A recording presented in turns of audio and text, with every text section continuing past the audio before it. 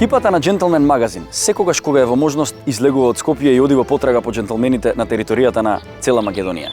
Денес се наоѓаме по вински град кој што се вика Неготино. Ќе имам можност да зборувам со еден вистински господин. Со добро вино мислам дека разговорот ќе ни биде перфектен. А потоа имам едно специјално изненадување за вас, една дама која што е навистина прекрасна. Уживајте.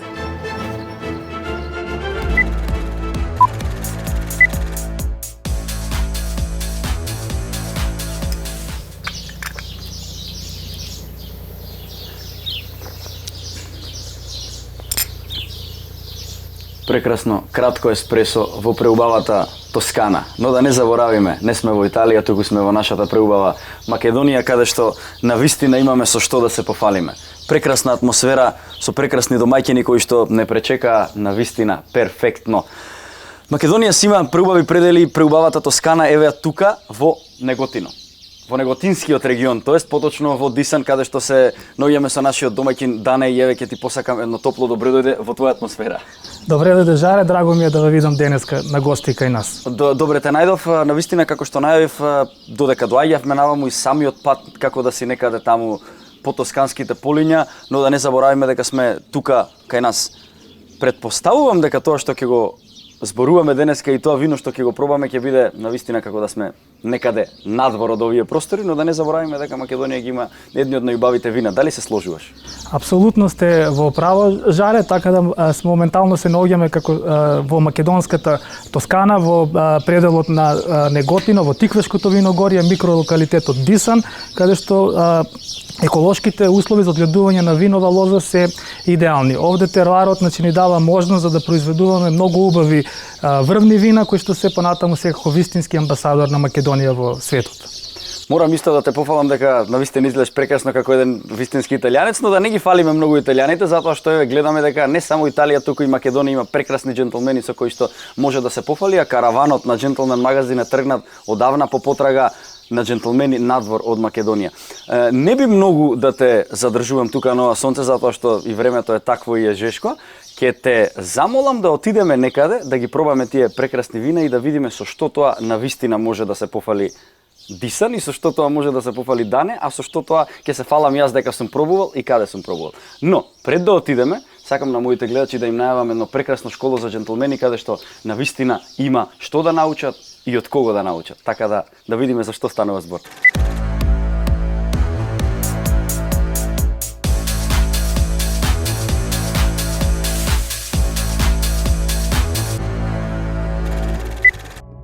Во светот денес се врти околу продуктивноста.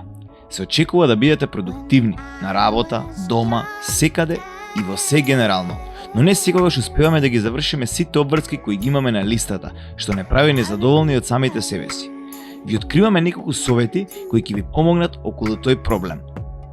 Нека вашата работна средина биде чиста и уредна.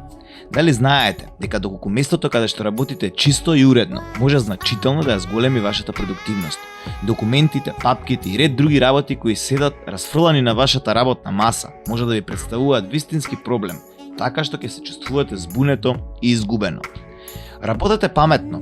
Часовите изминати во работа не се мерило за вашата продуктивност. Организирајте го вашето време така што ќе ги поделите вашите обврски и ќе знаете точно колку можете да постигнете во одреден период. Така секогаш ќе го знаете вашиот лимит и врз тоа ќе можете да поработите на подобрување на самите себе си. Направете листа на приоритети. Тоа е одличен начин за организација на вашите обврски. Направете листа на вашите приоритети, почнувајќи од најважната задача која имате. Управувајте со вашето време паметно. Не заборавајте да се одморите. Користете го вашето време за одмор и паузата да се одморите психички и физички. Не само како пауза за ручек или кафе. Многу е важно кога ќе се вратите пак на работа вашиот мозок да биде одморен и спремен за новите обврски. Направете рутина во спиењето. Обидете се да го регулирате вашето будење и заспивање. Тоа игра доста важна улога во продуктивноста. Добриот одмор е круцијален за правилното функционирање на вашето тело. Научниците велат дека оние луѓе кои немаат добра рутина на спиење, често се мачат со завршувањето на своите обврски.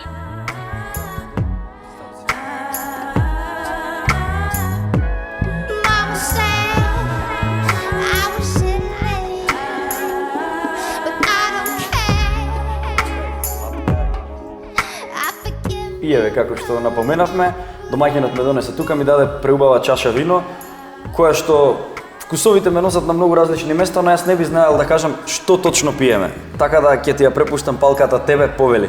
Да, значи во моментов жаре пиеме едно од нашите најубави, најлесни освежителни вина. Станува збор за сиви пино или пино гриджо, кој што потекнува од нашиот лозови насади од Словенија. Значи може да видиме дека станува збор за едно многу лесно, освежително и питко вино, идеално за овој топол ден. И кога најчесто се пијат ова вино, да кажем? Па во принцип белите вина се пијат секогаш и пенливите вина на самиот почеток, односно како аперитив, за потоа нели за да се продолжи со малку посериозни, поструктурни бели вина, а потоа транзицијата оди во малку да кажам полесни црвени вина и на крај се завршува со поструктурни црвени вина. И на крај се завршува. На крај се завршува секако со дали со некој дижестив или некој десертно вино и затоа треба да напоменеме дека иако станува збор за нели спомнавме неколку видови на вино за одговорно консумирање и за виното за да се поима како додаток на храната, а не како алкохолен пијалок кој што би не потикнувал на алкохолизам. Значи да се ужива во самото вино. Пите умерено. Сега да те прашам, ова твоја винска љубов и винската пасија не потекнува туку така од некаде, него е фамилиарна вредност. Како што може да се каже, доаѓаш од винска фамилија. Ајде малку да се навратиме на почетоците од каде, пошто сепак винската култура за мене представува една вистинска джентлменска професија и хедонистичка професија. Така да се навратиме како се роди таа љубов кон целото тоа. Така. Значи љубовта за виното кон мене е вродена уште од малечок благодарение на мојот покоен татко, кој што беше еден од пионерите на македонската винска индустрија. Станува збор за Ѓорги Јованов, попознат народски како Ѓорги Хермес, кој што како што споменав во касните 90-ти години прв го разви концептот на квалитетно вино наспроти масивно производство на вино. Така да љубовта кон лозовите насади, кон виното ми потекнува од него.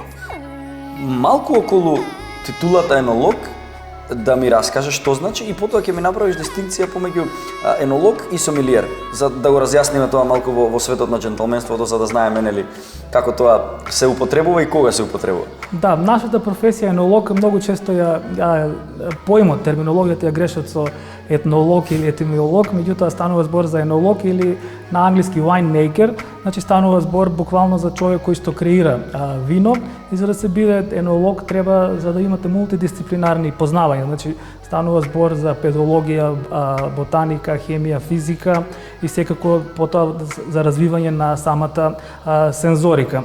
Енологијата е многу интересна професија, бидејќи е доста динамична и овозможува за да прошетате, да кажам, низ винскиот свет, низ винските региони и секако за да се запознаете со различни култури и различни профили и видови на вино.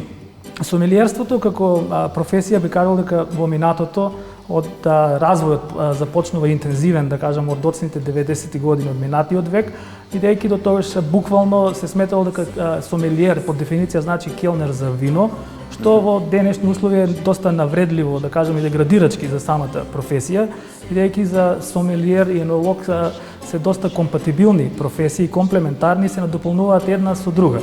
Сомелиерот во денешни услови со развој на винскиот туризам, со еногастрономијата добива се повеќе на значење, бидејќи сомелиерот, работата на сомелиерот е за да ги спарува вината со различните профили и вкусови на храна во однос на киселост, на соленост, на благо и така натаму, додека енологот е тој што критички размислува во однос на самите вина и кој што ги креира самите вина.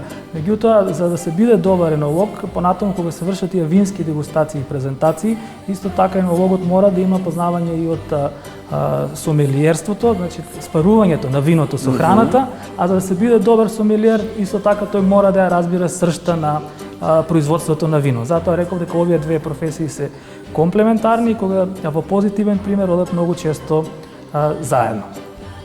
Како да препознаеме добро вино и од кога ќе го добиеме тоа вино, како да се однесуваме на масата, како се држи чаша и такви некои интересни советчиња ми требаат за да можам да ги имплементирам и да ги давам и да ги советувам нели джентлмените во поден. Така, значи дадовте убава забелешка. Јас би почнал за джентлмените од тоа како се држи чаша, бидејќи во холивудските филмови често сме сведоци на погрешно држање на чаша овака, бидејќи чашата секогаш се држи за долниот дел од чашата, бидејќи на тој начин се гледа аспектот на боја. Аспектот на боја може многу за да ви каже за квалитетот на едно вино во однос на тоа дали е деградирано или во која фаза од животниот век се наоѓа. Потоа секако дека нежно се завртува чашата со однос да се ослободат варијаталните ароми, се помирисува чашата и на тој начин се добива една, да кажам, првичен впечаток за комплексноста на самото вино во однос на тоа во моментов имаме бело вино, значи овде станува збор за овошни, цитрусни, цветни ароми, колку е тој интензивен профил. Потоа виното нежно се дегустира, се пие во устата, каде што добиваме еден осет за ацидитетот и за балансот на самото вино и за неговиот послевкус. Во однос на спарувањето на едно вино со храна, значи белите вина, како што споменав, претежно се аперитивни, за лесните и освежителните вина, додека поструктурните бели вина и најчесто вина кои се ферментирани во дабови буриња, значи со нив станува збор, може да се користат и за спарување со морска храна, со некоја полномасна риба, додека црвените вина во принцип секогаш одат повеќе со месо нормално. Во кој случај не би требало никако да го пијам вино? Тоа седнуваме некаде во ресторан, ми ставаат вино и како да знам дека не треба да го пијам? Може да ќе знам од многу причини зошто да го пијам, но во кои случаи никако не треба да го пиеш виното? Може да нешто е многу кисело, може да мириса чудно или нешто. Се знаат ли тие? Да, апсолутно се знаат и се познаваат и мене ме радува фактот што во Македонија веќе во последно време во рестораните се развива оваа култура и пред за да се послужи едно вино, келнерот или конобарот прво ви дава по малце за да го пробате и да го одобрите виното. Значи виното не треба да се пие доколку е оксидирано или доколку има некој дефект во смисол на присуство на арома од тапа, од чеп или популарно наречено TCA, тогаш во тие случаи е оправдано за да се врати едно вино назад и да се побара втора флаша секако.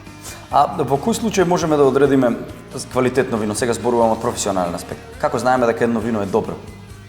Така, значи ова не е едноставен одговор во однос на Дефинитивно. во однос на жарена, да кажеме, прво треба да сме свесни за сортата, значи за неговата оригиналност, на пример за дали станува збор за шардоне, дали станува збор за совиньон блан, дали за пино ноар, за каберне совиньон и така натаму. На тој начин прво се утврдува оригиналноста на самата сорта.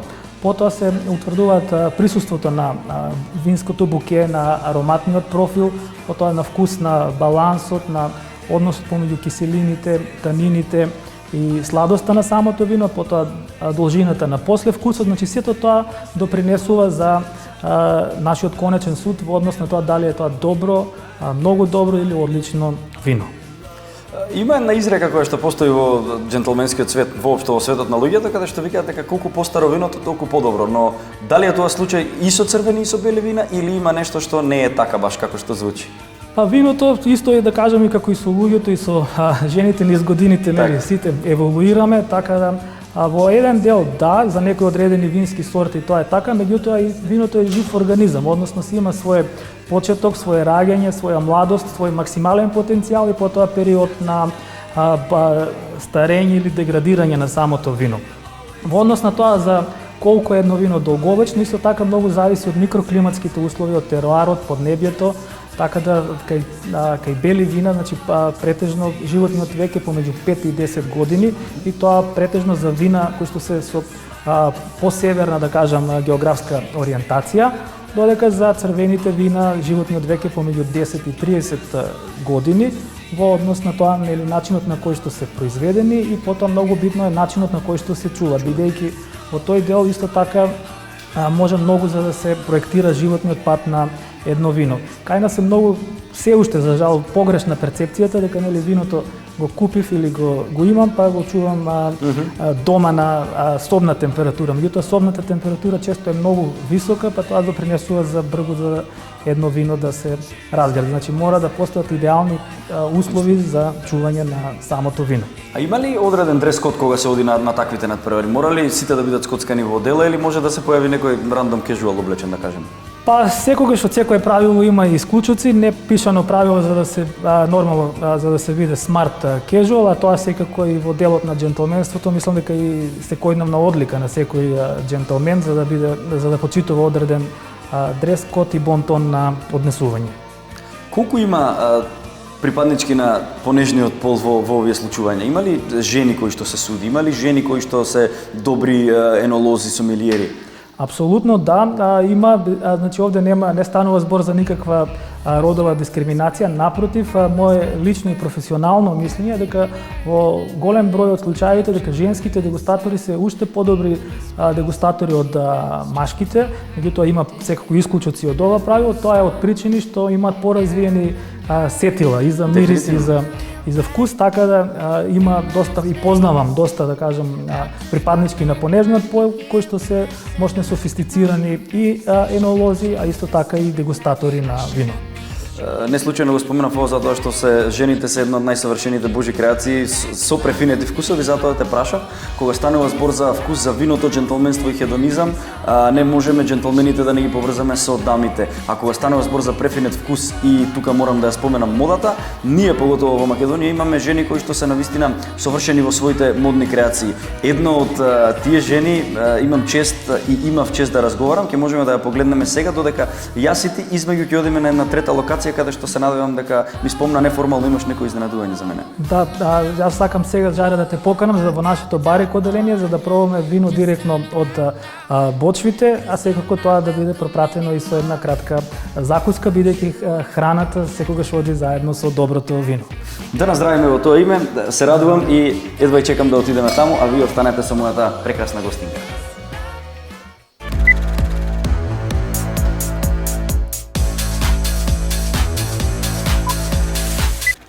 Виното е вистината и кога човек пие вино, изгледа убаво одвнатре. А кога човек изгледа убаво и однадвор, тогаш добиваме една комплетна слика на џентелмен или дама. Не случајно го кажав ова затоа што денес со мене имам чест да говорам со една вистинска дама која што модата ја разбира многу повеќе и многу поинаку од другите луѓе.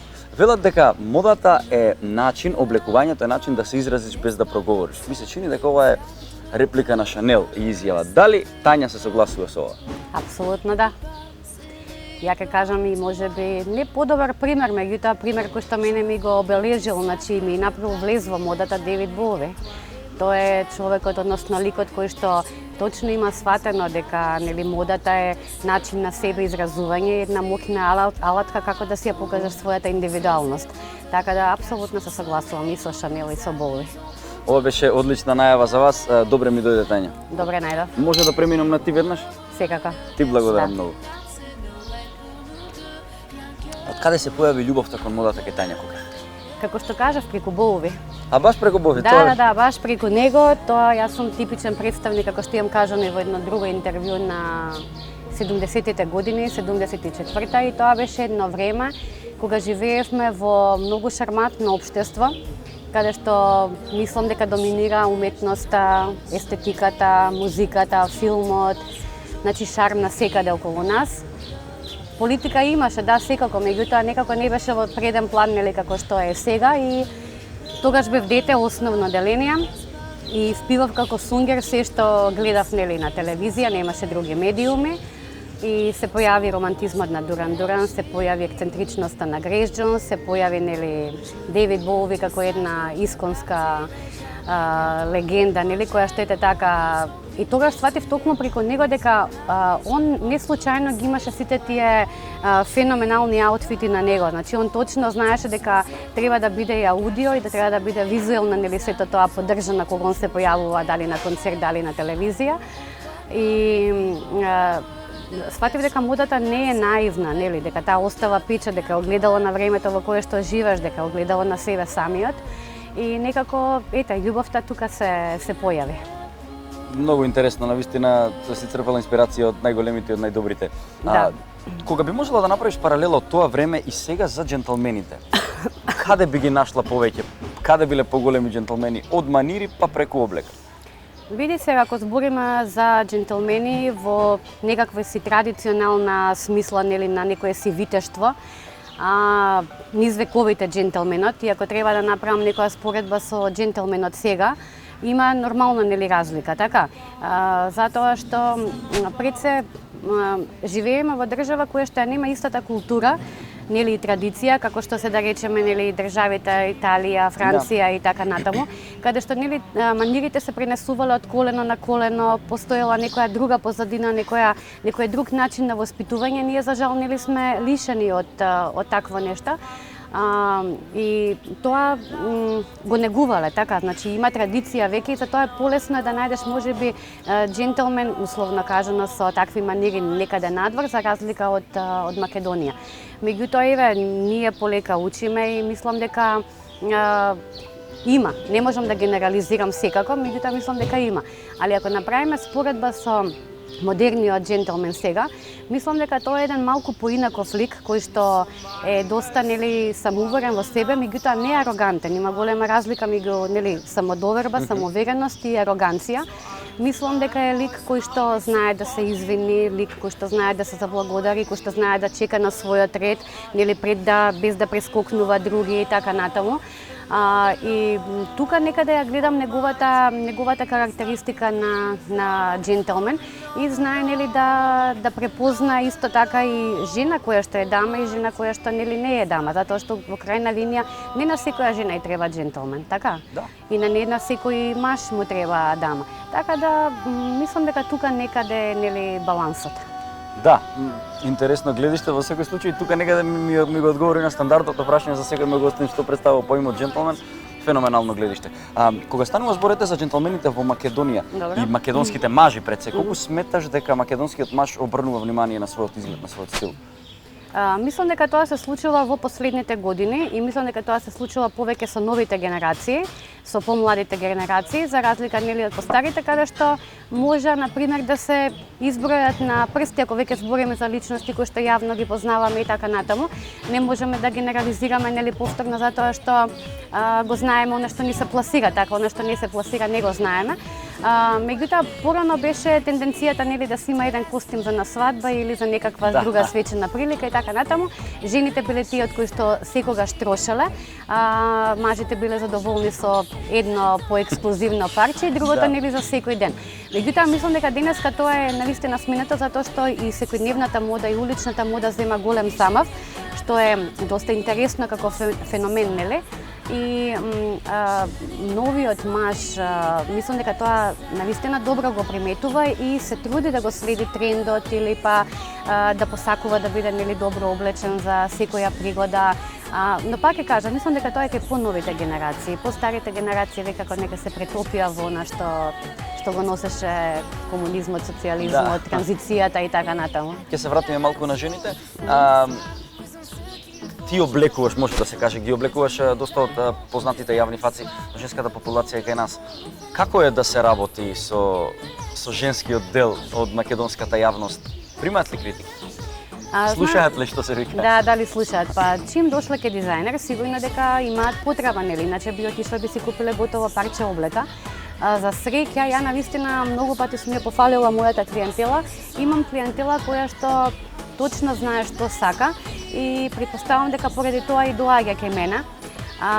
Го знае мојот стил и претпоставам дека нејзиниот стил е таков и затоа дошла кај мене, нели, знаеш. Никогаш не сум имала проблем на комуникација или на дебатирање околу тоа што треба нели да носи. Секогаш настапуваат со некоја идеја која што секако јас треба да ја доработам, да ја дадам печат на Кокев и секако печат на личноста што ја носи. Мене, мојата клиентела, без разлика дали се жени од политиката или жени од шоу-бизнисот, јас не сум имала проблем во ниедна соработка. Навистина можам гордо да се пофалам со тоа, можеби е среќа, можеби е, не знам, некаква си фина случајност, иако не верувам во случајности. Да, меѓутоа сметам дека еве до сега сум немала и навистина сите се супер прилагодливи за работа, затоа што секоја жена сака да изгледа убаво. Тоа е, значи, факт кој што не можеме никако да го негираме. И ако јас можам да помогнам да изгледа поубаво, не зборам за физичкиот изглед, него нели целокупниот стайлинг кој што ќе го направиме, секоја жена тоа го дочекува со отворени раце. Прашав и дознав од каде Тања Кокев ја добила љубовта за модата, но како и ден денес Тања Кокев црпи инспирација за толку прекрасни парче? Знаеш како види, можеби модата на некого му е тотално банална работа, меѓутоа мене ми е секојдневие и ми е љубов. И најверојатно тука, колку и да звучи нели како клише се тоа, меѓутоа навистина тоа е вистината. Значи, многу ја сакам работата, тоа сум го посакувала цел мој живот, не сум можела да го работам од сам почеток кога сум сакала, значи еве 16 години веќе ова го работам, кога прв пат се склопија коцките за тоа. Верувај, нема друго објаснување освен љубовта кон работата и тоа што веќе не ми е обврска, него ми е задоволство. Некако успеав да го направам тоа, да си олеснам самата на себе си на некој начин, затоа што навистина има премногу работа. Посебно кога работиш нели со жени, знаеме колку сме захтевни и така натаму. Меѓутоа наоѓам некаков си баланс да работам полни неколку дена во неделата, меѓутоа викендот секогаш да ми биде слободен, затоа што не сум повеќе workaholic како што сум била некогаш. Дали иде со годините или со некое сознание до кое што доаѓаш во животот дека ти треба дека работата треба да ти биде во служба на животот, а не ти нејзин роб. И генерално не ми е толку голема обврска која што ми носи мака и нервоза, туку паралелно некако ја организирам и со љубов и со работа многу. Изгледа тука некаде лежи балансот. Да, најверојатно тоа е балансот за успех и за среќа во животот. Да. И јас сакам модата, сакам да дизајнирам, навистина сакам да дизајнирам. Тоа ми е најубавиот дел од процесот на создавање. Знаеш колку убаво кога ќе видиш парче материјал, онака нема ништо, само метража и тоа за 2-3 дена или зависи од тежината на моделот за недела дена, за 2 недели станува нешто прекрасно, станува веќе модел кој што некој ќе го облече, ќе биде убав негде. Дефинитивно. Тоа процесот на создавање е голем предизвик. Токму за тоа сакав да те прашам. Да. Јас сум уметник и ти си уметник дефинитивно, и тој процес на создавање кога допираш други светови. Да. Тоа е едноставно нешто што Тоа е двигател. Нешто што те подмладува, што го држи детето во себе. Знаеш ли често да се занесеш, да се исклучиш од реалноста? Знам, јас сум плюс риби во хороскоп. Знаеш како, една иде ваму, една иде таму, односно плива лево, десно, двете, значи не може да си ги пофатиш, а не можам сама никогаш да се пофатам, а камоли некој друг да ме пофати. Ама тоа е многу добро кога си нели уметник, кога си дизајнер, кога си глумец, музичар, што и да е, затоа што ниедно правило не важи за тебе. Не те ограничуваат правила, не те ограничуваат предрасуди, не размислуваш конвенционално, размислуваш само ти онака во тој твој свет, нели како што замислуваш.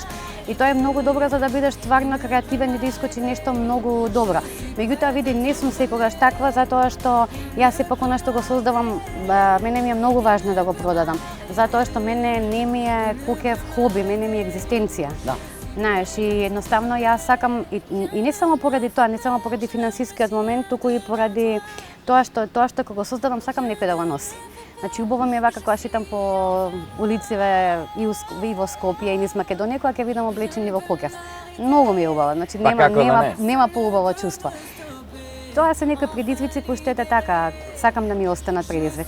Кога би сакала, се надевам дека сакаш, да дадеш еден совет за онаа помлада популација што нас не гледа, и машките и женските, што би им препорачала? Па тоа мислам дека треба да бидат луѓето многу поотворени од ова што се. Мислам дека комуникацијата е главна пречка во Македонија.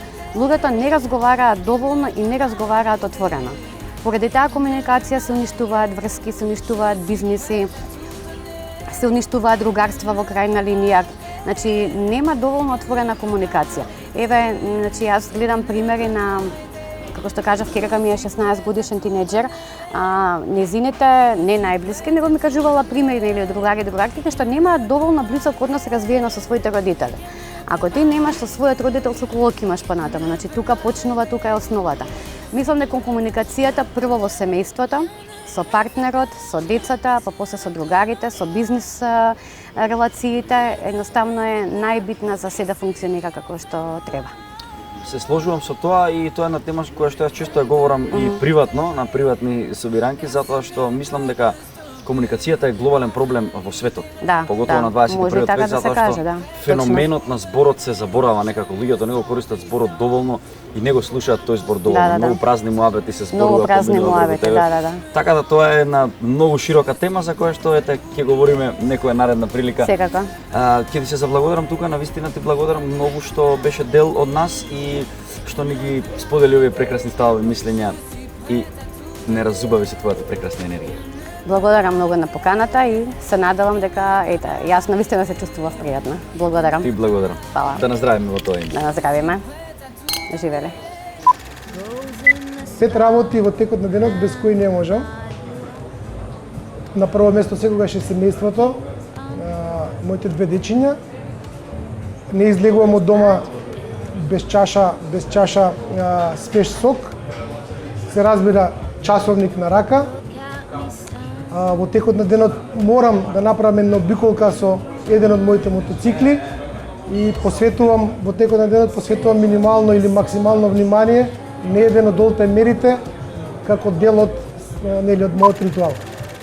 Виното во буря, а тука се барика така за 2-2-5 и така да кажем. Да видим што ќе пробаме сега. White shirt, now that my blood in no sleeping. You're on Овие жале. Ти благодарам. toes creeping around like no one knows me. You're so criminal.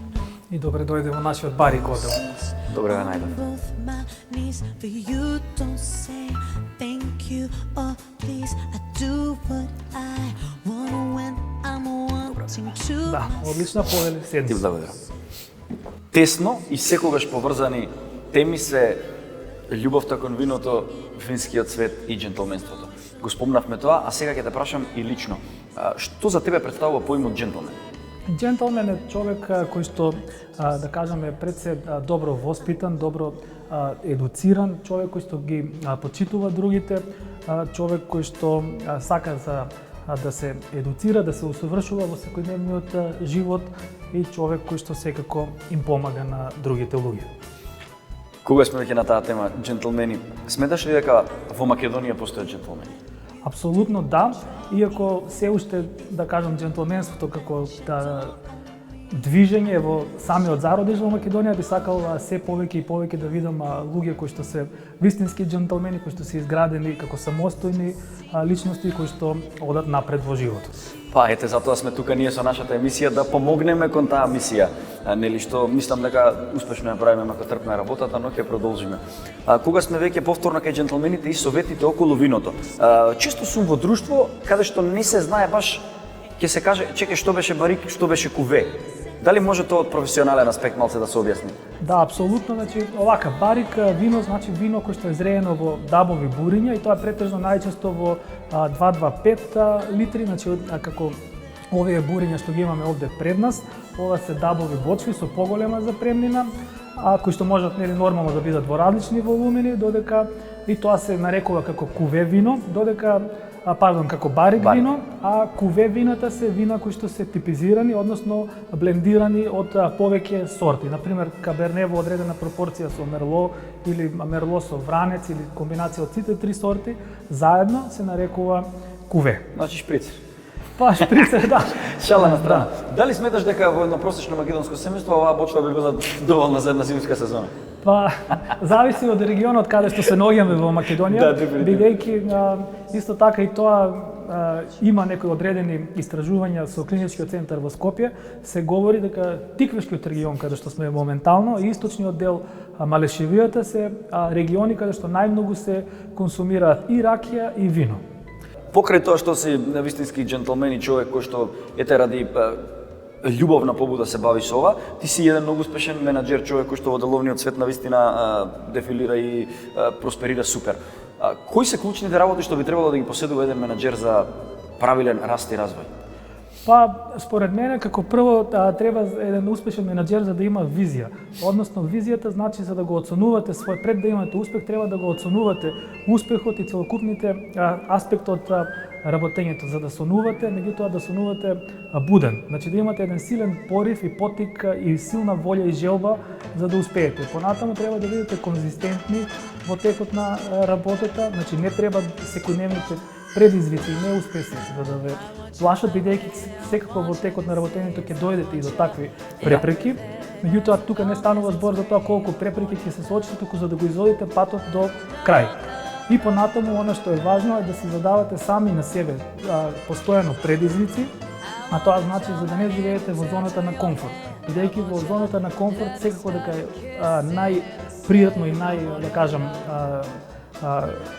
убаво за еден човек, меѓутоа таму не растете. Секогаш растете кога ќе ја промените средината, кога ќе отидете на нови места, кога ќе отидете во непознатото, каде што треба да почнете од почеток, за да креирате, да стварате и да раѓате нови работи. Мислам дека овие работи заедно со пасијата и конзистентноста мора да допринесат кон еден конечен успех. Без ризик нема награда, тоа е кажано. No pain, no gain. Точно така, пред нас е кажано и тоа е навистина, тоа е така. Не можам да не те прашам во оваа прекрасна атмосфера, ги читам интересни имиња има на вината кои што не ми звучат баш македонски, а горе видов многу плакети, многу наградени вина. Ти си сепак наш македонски джентлмен како што кажав, но некако имам чувство дека работиш за странска компанија. Шала на страна. Може малку околу тоа? Да, во право сте. Станува збор за странска компанија, односно за словенечка групација Пуклавец Family Wines, и тоа е винарија која што инвестираше во Македонија во 2016 година во отварање на овој вински храм, така да овде сме активни на подрачјето на производство на црвени вина, со што ова не е признание само за микролокалитетот Дисан, туку и генерално за Македонија како винска дестинација и винска сила, бидејќи ако една сериозна компанија од типот на Пуклавец Family Wines се одлучила да инвестира во Македонија, тоа говори многу за потенцијалот и условите кои што Македонија ги нуди како винска сила. Имено како што спомнавме дека македонското вино котира многу убаво во светот и понатаму. Да, баш ми е. А сега едно непристрасно прашање и да ми го одговориш искрено. Во кој вина, од кое поднебје најмногу уживаш? Винскиот вкус низ годините се менува, да кажам, и еволуира, и тоа е нормално, бидејќи за секој човек нормално за да ги менува, само нормален човек расте, се развива и ги менува и ставовите, еволуира низ годините, па така и мојот вкус за вина. Во моментов можам со слобода да кажам дека уживам доста во бели пенливи вина кои што доаѓаат од регионот на Франчакорта, тоа е една зона во Италија. Така се кремасти, полни, минерални на вкус, доста сериозни, да кажам, пенливи вина.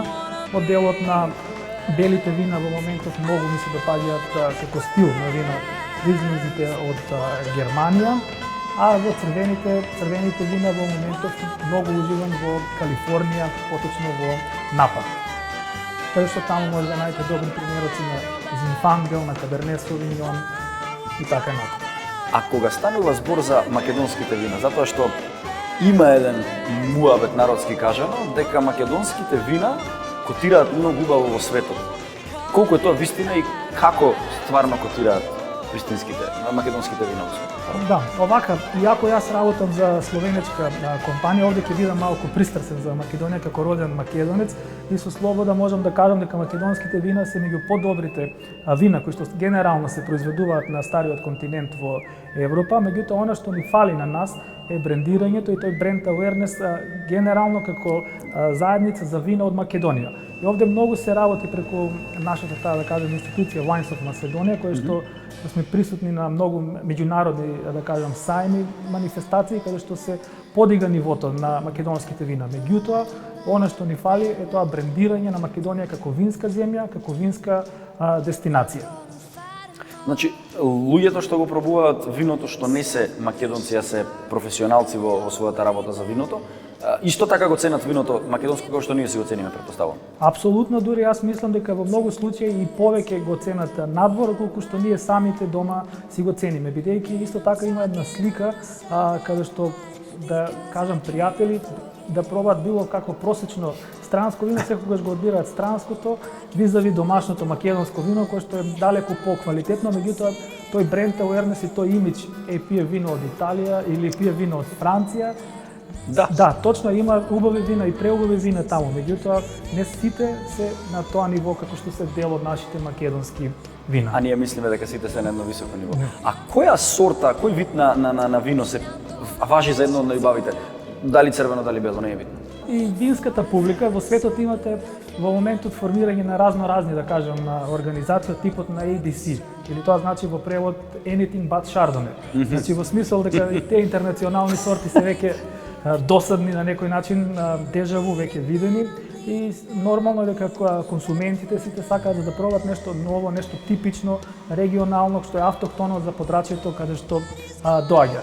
Затоа вранецот како сорта, иако е во Македонија интродуцирана од Црна Гора, ние сме најголеми производители на вранец во светот, е локална, значи домицилна сорта. Со неа имаме најголема шанса да се представиме пред светот како сериозен произведувач на вино од Македонија. Тоа беше впрочем и примерот со Малбекот од Аргентина или со Танатот од Уругвај. Така да ние само патот е измислен и трасиран, ние само треба да ги следиме овие позитивни примери. Човек си кој што дефинитивно се живее во тој џентелменски свет и свет на хедонизам, пред се сакам да кажам, тоа се едни два различни термини за кои што имам говорено во претходни емисии.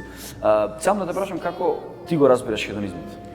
Па овака, од повеќе аспекти ви кажувам, да. Значи хедонизмот пред се е, да кажам, момент личен, интимен момент за самиот како човек. Значи хедонизмот се наоѓа и страста и радоста во малите нешта кои те исполнуваат во текот на самиот ден, дали е тоа уживањето во природа, дали е поминато време со семејство, возење велосипед или кога сте имале успешен работен ден па сте среќни и задоволни да отворите некој убаво шише на пенливо вино или да испушите некоја цигара.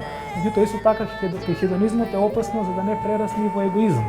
Бидејќи и тоа многу често може за да се случи, така да треба за да се има, ја ви кажувам, еден awareness или ментална интелигенција за да се спојат сите корисни работи од хедонизмот. In vino veritas, нели е таа познатата во виното дека е вистината. Како еден човек кој што живее со виното ја разбира оваа поговорка?